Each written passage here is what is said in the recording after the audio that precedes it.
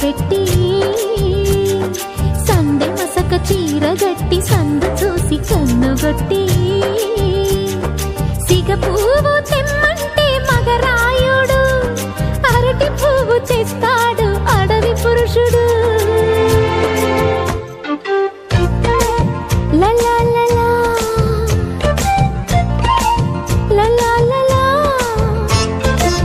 సందమామ కంచ పెట్టి సన్నజాజి బువ్వ పెట్టి